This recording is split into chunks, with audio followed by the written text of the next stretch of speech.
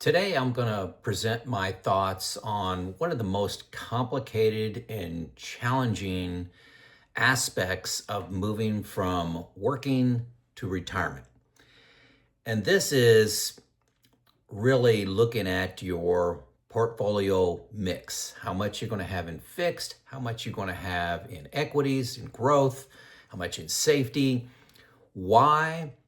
We all want growth. We've been trained for growth. We've done exceptional in growth for 30, 35, 40 years. Now you have to look at safety.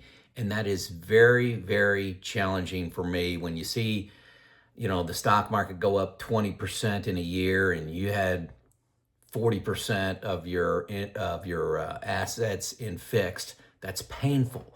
And you want to chase that return. So I'm just going to go through my logic today, how I think about it, not to tell you what to do, but to just give you one man's thoughts, and it may stimulate you to just think more about your personal strategy, how you want to attack this challenge. It's not easy, and there's no right answer. So this came from a series of questions from you. So I've got about 5 or 6 questions in here, and I'm going to just use their questions to answer this. Hey, Joe, 10 years in fixed seems like a lot. Why is that number so high? So I am currently, I'm 80-20, equities to fixed. And that fixed, along with my income from, I have a $16,000 a year pension. I have some deferred comp. I got Social Security coming in when I'm 69 years old. I make some income from YouTube here. I'm projecting that for the next 3 years. Not saying I'm stopping then, but that's the only thing I'm putting in my models. When I look at that, my money, those incomes, and my needed asset income from my assets, I've got 10 years of expenses covered. Hopefully that makes sense. So that's my 80-20, covers 10 years. So I made a video on how I actually calculated 10 years. Where did that 10 years come from? I'm going to link that. Okay. The short summary of that is it's based on historical bear markets. When you hear the term a bear market lasted 2 years, that's the down. Okay. And then the bull market is when the market starts going back up. So really, for investors like me, I monitor the whole cycle, the bear down, the bull back up to setting new highs. And, so I picked 10 years based on that. 10 years is very conservative. A hint, the lost decade, 2000, 2010, that rarely happened where you made almost nothing in the S&P 500. So 10 years would buffer me against that. So that's the short version. But you don't need to be there. I didn't retire at that, 10 years. I just chose to increase to 10 years. And I'll talk about that in a second. Next question was at the 13-minute mark, Joe, of your January 30th video, you mentioned taking risk off the table. So follow-up question, or the actual question is, I appreciate hearing what your internal triggers are to take risk off the table. What are they? What prompted you to make make any changes to your portfolio, fixed versus equities? What is that? So I'm currently 80-20. And my equities are actually 85% US and 15% international. So my international. So I was 90-10 for 5 years. Now I retired in 2019.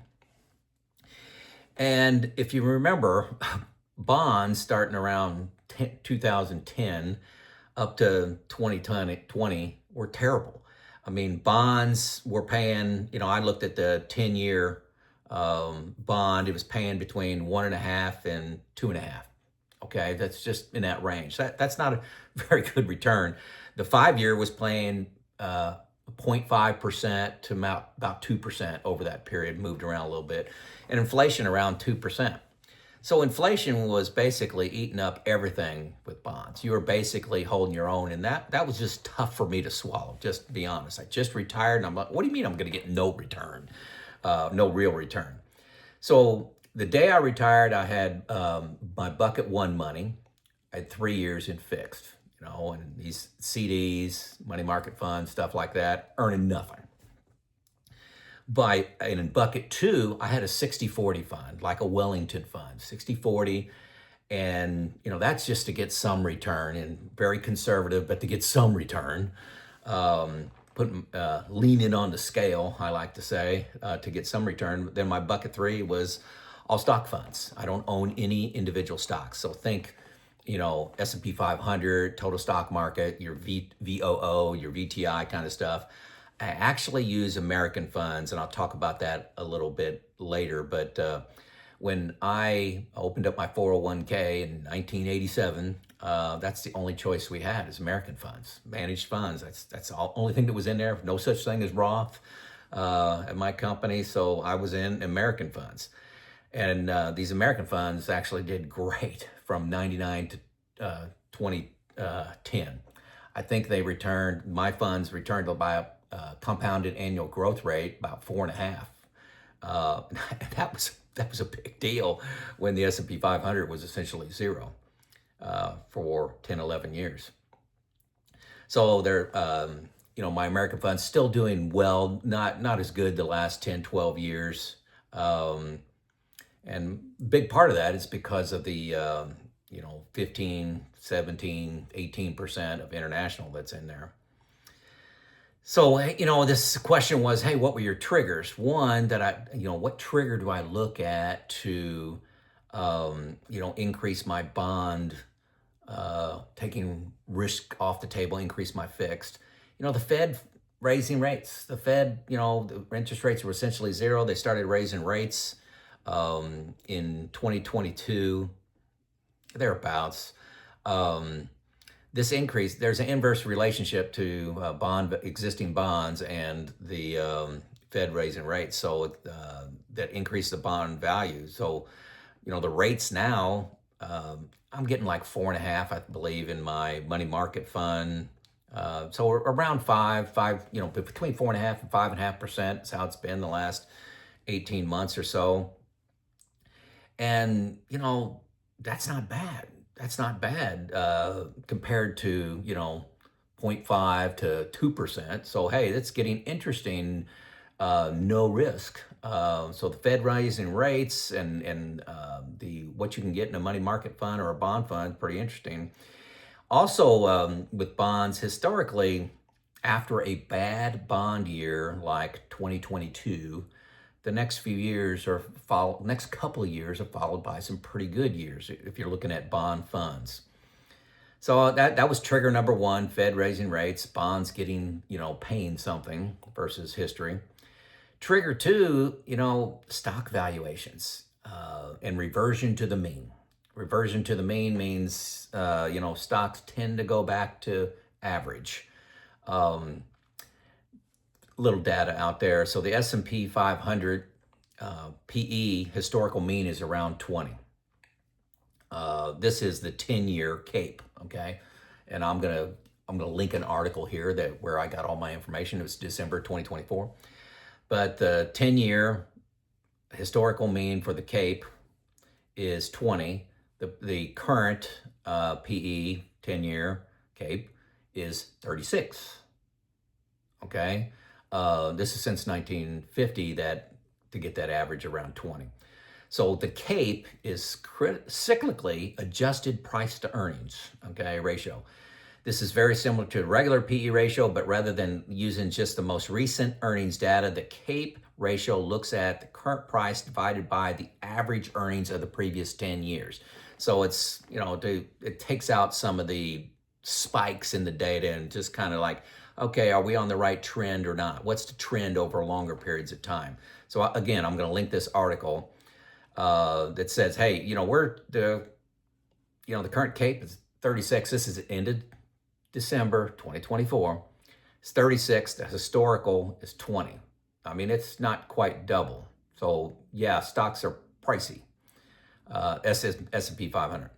So last time it was this high was the dot-com around the year 2000. And then in 2021, just before COVID, and you had the big drop in 2022. Ugh.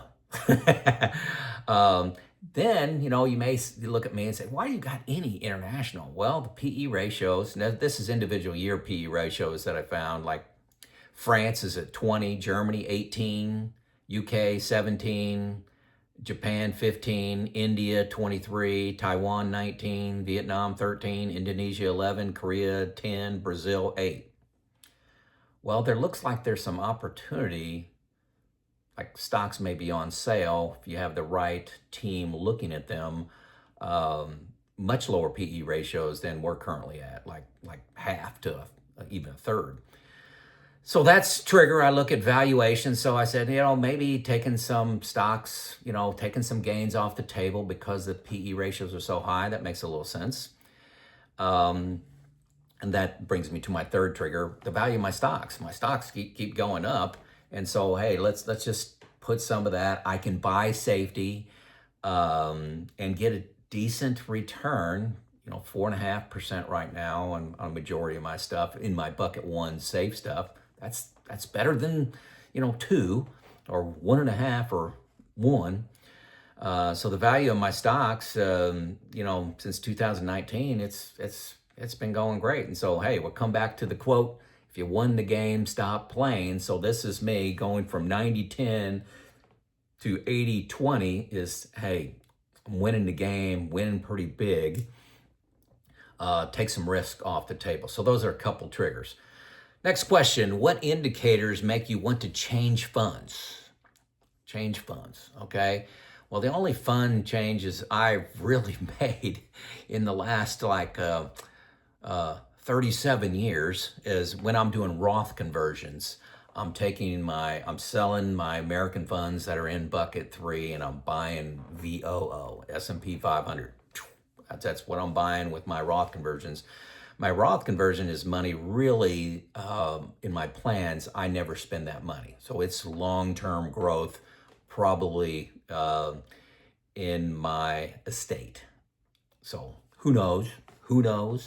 But it's long-term. I can't imagine needing that in the next 10 years unless I'm trying to do something around taxes. But I just don't, I can't see that. But who knows? Another question, what attracts you to one fund over another? Why do you pick one fund? First thing, historical performance, long-term, not individual years, 5, 10, 15, 20 years. The expense ratio, I don't like it to be high. My American funds, I'm averaging 0.6. So you may think that's insanely high versus an S&P 500 fund, but like I said, my American funds have done well against indexes over, the last, my 37-year investment history. The age of the fund, the philosophy of the management team. I'm going to talk about one particular fund. It's New Perspective inside of American funds. The ticker is ANWFX. The objective of the fund is to provide long-term growth of capital. Distinguishing characteristics: seeks to take advantage of evolving global trade patterns by predominantly investing in companies that have potential for growth in capital, invest in multinational companies with a meaningful share of their sales and operations outside of their home countries. This approach provides the strategy's portfolio managers with geographic flexibility and ability to navigate different markets. So they invest in common stocks. They're right now they're 60-40 U.S. to international, 88% large cap, 11% mid cap, 1% small. Expense ratio of this fund 0.52. 10-year return 11.87. Since inception of 1973, 12.45% compounded annual growth rate. This has been one of my better funds for the full 37 years. A lot of folks ask me why I'm in managed funds they've done well. I'm looking for an excuse to switch to, you know, to like the S&P 500 fund, index funds. Sorry, had trouble with the word. You know, I'm an engineer. I like the Capital Group. They have a team of people. The team of people that are the managers must buy this fund as well. They go and talk to the management group. They look at the markets they're in. I understand all the logic around index funds, but these funds, when I compare them in Portfolio Visualizer, have done better. And will they do better in the future? No. Have they done better the last 10 years? No. But when I step back and look at what they've done for my tenure, it's been great. It's working for me. I'm not suggesting you do that at all. The big killer where they really did well is 1999 through 2010. That's when they really did well. So next question, what conditions would cause you to change your ratio of equities to fixed? Well, I haven't, lower yields, like if the yields went back down towards zero. And, I have a tendency to hate bonds anyway. I don't like them. I don't like that I'm in fixed, but if I'm getting 5% and the PE ratios are that high, I feel pretty good about that actually. But if the yields went down lower significantly, I would probably change. If the yields went up higher, say the yields went to 6, 7, 8% on fixed, I'd probably increase my percentage, take more risk off the table, maybe go 70, 30, 60, 40 even, if the yields are paying that good. If the PE ratio came down, say the PE ratio, the S&P 500 came down from 30 down to, 18, I may shift again, and say, hey, okay, we've reverted back to the mean. I see growth and coming up. So I'm not whipsawing around every month, quarter, year. The funds that I've owned, I've owned forever. I've owned for, 37 years. So I'm not making any great changes. The biggest change I'm making is, like I said, is when I do Roth conversions. I'm putting that in index funds. And when I retired, a few years before I retired, I tried to structure my bucket one. Okay, I started about 5 years ahead, so I'd had the 3 years in my bucket one. So I had to get some fixed. Those are the only real changes I've made in 37 years. So I'm not a very exciting investor. Retirement presents a massive shift in your investing needs. I'm telling you, this is hard. It's hard, like I said, when the S&P 500 goes up 20% to think about, gosh, why do I got this? Why do I have this, CD? Not maximizing returns is challenging, but it's the path I'm on. And now 80-20, I'm still extremely aggressive. Most people you'll hear are around 60-40, some aggressive people 70-30. And I'm not bragging that I'm 80-20. I calculated I calculated the 10 years based on, a recent, that may not sound recent to a lot of people, but 2000 to 2010 is pretty recent to me.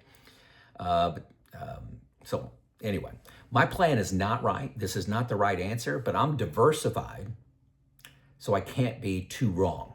Okay, and that's the key in retirement. I'm not going to get massacred in retirement by being 100% zero. I've got the international buffering me a little bit, maybe with lower PEs, maybe they'll perform a little stronger. I got some solid fixed income to weather me through a lot of bear market timing. So that's what I'm doing. You have to do you, find out what works for you. Watch the linked video on how I calculated that I wanted 10 years. And here's the other logic of things I'm watching, the triggers from the question, the triggers that I'm using to maybe make some changes. But I don't make a lot of changes. So let me know what you're doing. If you're doing something totally different, hey, you may convince me to change paths that I'm on. I learn something from the comments every single day. Keep them coming. This is Joe out.